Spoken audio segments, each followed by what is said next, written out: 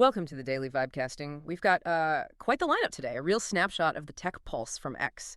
We're diving into the AI money pit, some Apple hardware drama, and yeah, some pretty worrying security holes. Our goal, to sift through these trending posts, make sense of the noise, and give you the core vibe. Ready? Let's jump in. Okay, first up, the sheer scale and cost of AI growth. This post from @ecommerce_shares really paints a picture for OpenAI. Let me read it. Latest OpenAI numbers from the FT. 800 media users, 5% paying, 40 meters, 13 B accounts in ARR, implies a $325 annual ARPU, or 27-month per paying user, 70% of rev from subscriptions, rest is API, 80 pounds loss in H1, got 20 bit of run rate loss now, so basically spending $3 for each $1 in revenue. Right, so 800 million users, that's massive growth, undeniably. Huge numbers. But the kicker is that cost model, like the post says. Spending $3 to make one, it just screams that right now this isn't about profit, it's about buying market share, right? And fueling it all is that insane commitment to compute power, that trillion-dollar figure we hear about. That's what's needed for the next-gen models. Yeah, that context is crucial. Which brings us straight to this comparison from @ClamForce. Post 8 says, Google would turn 800-meter users into 32 BDs in revenue. And that's the difference, isn't it? OpenAI's got that $325 average revenue per paying user from subscriptions. Right. Google, they live on ad revenue. They know how to squeeze money out of eyeballs, maybe $60 to $200 per valuable user a year, without needing a subscription. So it's a fundamentally different game. Totally. OpenAI is like funding an AGI dream. Google's leveraging what they already master, infrastructure and ads. But why can't OpenAI monetize better with that user base? Is it just the compute cost? It's tied to the product, really. They sell complex reasoning. That costs a lot of power. For better profits, they need, well, either massive API adoption, which is cheaper per query, or maybe a shift in the model itself. And speaking of model shifting, Google's definitely not sitting back. Post 13 from @testingcatalog flagged this. Breaking say. First mention of Gemini 3.0 Pro has been spotted on Gemini. We've upgraded you from the previous model to 3.0 Pro, our smartest model yet. Yep, that looks legit. Shows how fast this race is moving. The buzz around 3.0 Pro is that mixture of experts architecture. Right, mixture of experts. Can you break that down simply for us? Sure. Basically, instead of one giant brain, it's like having lots of smaller, specialized brains. When you ask something, it only routes the task to the relevant experts. Yeah. Makes it way more efficient, potentially more powerful. And the performance? Early numbers look good. That 32.4% on human eval coding benchmark is interesting. It's, higher than what we saw initially for GPT-5, which is around 26.5%. But raw power isn't everything, especially for developers day to day. This post from @TheXR number 19 hits that point.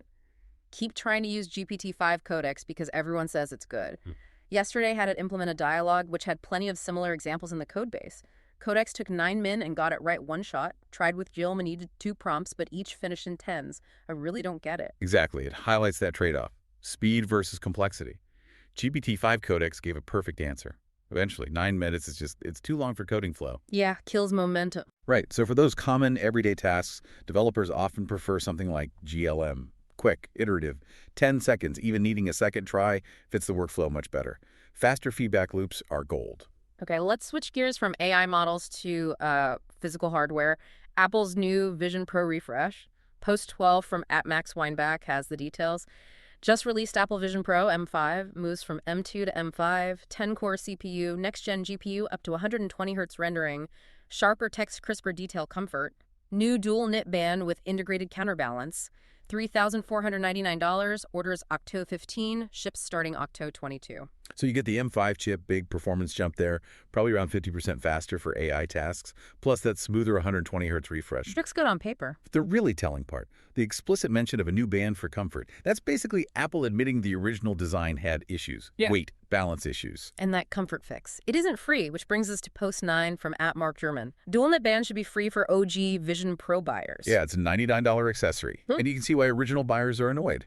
It feels a bit like being charged to fix a known problem on a very expensive device you already bought. Doesn't exactly scream, we value our early adopters, does it? It raises questions about loyalty for sure, especially when you see post 30 from at the Apple design. If you think Apple Vision is heavy, then I have a good news for you. Vision Pro 2 is even heavier than the first one. Right. The ironic twist, even with the new band trying to balance things better, the M5 version itself is heavier. We're talking maybe 750 to 800 grams versus the original 600, 650. So the band isn't just fixing the old problem, it's compensating for new weight. Pretty much. You get more power, but you're carrying more weight. The band helps, but is tackling an even bigger challenge now. Okay, let's talk security. Because some of these new threats are getting, well, really clever and targeted. Post 1 from @DDDOS is a wake-up call.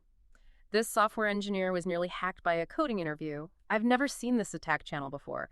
Be careful out there, especially vibe coders. https://2.coas JOE This is seriously concerning, especially for developers. The attack used a fake coding interview, see? Led the person to a Bitbucket repo, a fake one with malware hidden inside. Specifically, it used obfuscated JavaScript. Obfuscated JavaScript. Just quickly, what does that mean for listeners? It means the malicious code is deliberately scrambled, made to look like nonsense. It's designed to trick automated scanners and make it really hard for a human to spot the danger just by looking. Sneaky. Very. Once run, it aimed to steal crypto wallets, passwords, that kind of thing. The lesson: always use a sandbox for unknown code. And verify recruiters. Double-check where code is coming from. Sound advice. And staying on security fails, this one from @Laranovi post 21 is just painful irony. Sent a salary review phishing mail to all staff this morning. Data protection officer clicked is. Oh, dear. Yeah, you can't make this stuff up. Even the data protection officer. It shows how effective those lures are, right? Salary review, that hits a nerve. Definitely a high-stakes topic. Exactly. Industry stats say phishing click rates are often 20–30%, even with training. But put a really tempting subject line on it. And, well, nobody's immune. Okay, shifting to wheels on the ground. Autonomous vehicles. Waymo's expanding. Post 6. We're bringing the magic of Waymo to Londoners in 2026. https://t.car xjpijbouj. This is big.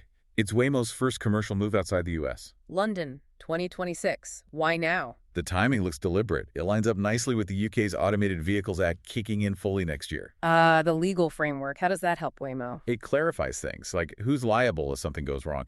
It makes the UK a much clearer, more predictable market for rolling out large-scale driverless services. Signals the AV race is definitely going global. And speaking of speed, Tesla's pushing hard. Post 2 from @SawyerMerit is just 2 eye emojis. Right. Those eyes are about FSD version 14.1.2 rolling out. And the big news in this one is the Mad Max mode. Mad Max mode. Sounds intense. Yeah, it's described as a more assertive driving profile. Think higher speeds on highways, faster lane changes. And get this, it's Tesla's third FSD update in just 8 days. Shows you the crazy pace they're iterating at, trying to improve that supervised autonomy. All right, let's check the cultural pulse. First, a moment of awe for coding history. Post 17 from @Aaron.dev. If you ever think you're a good programmer, just remember this dude wrote Roller Coaster Tycoon by himself, completely in assembly, earning him $30 in royalties. https://coxdltzlbnv9. Chris Sawyer, absolute legend, writing a whole game like Roller Coaster Tycoon back in the 90s entirely in by86 assembly language. I mean, that's just insane dedication. Assembly. That's like coding right down to the metal, isn't it? Exactly. Super low level, incredibly difficult, but hyper efficient if you nail it. Yeah. And he clearly did $36 million in royalties. Speaks for itself. Truly humbling. Okay, now for something more concerning. A health warning, flagged by @ParisMartineau in Post 7.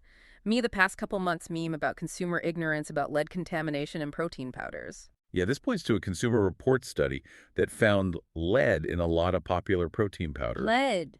Seriously. About 70% of the 23 powders they tested had lead levels above the daily safe limit, which is tiny 0.5 micrograms.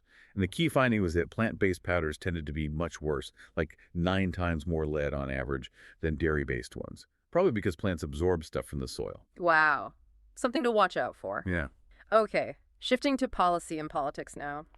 Post 38 from @SendMullen on U.S. visas. A U.S. visa is a privilege, not a right. I cunt it. Right. So this is Senator Mullen commenting on the decision to revoke U.S. visas for 6 foreign nationals. This was related to posts they apparently made celebrating the assassination of Charlie Kirk. The justification cited is U.S. law. 8 U.S.C. 1182 ISF, which allows visa denial based on certain criteria. So we're just reporting here. The action was taken citing that specific law, and it sparked debate about free speech versus immigration rules. Understood. And finally, post 16 from @SRAMP critiques the AI safety movement on AI safety lobbying. Fascinating to see the reaction on X to it @David Sachs post yesterday, especially from the AI safety EA community. I think a few things are going on. The AI safety doomer lobby was natural allies with the left and now find themselves out of power. Okay, so this post offers a critique. It suggests that some in the AI safety and effective altruism circles have maybe let ideology influence their stance. The specific criticism highlighted here is about past efforts to potentially criminalize open source AI development. The argument being made in the post is that such a move would have effectively handed AI leadership over to other countries, like China, by stifling innovation in the West. It frames it as a competition versus regulation issue.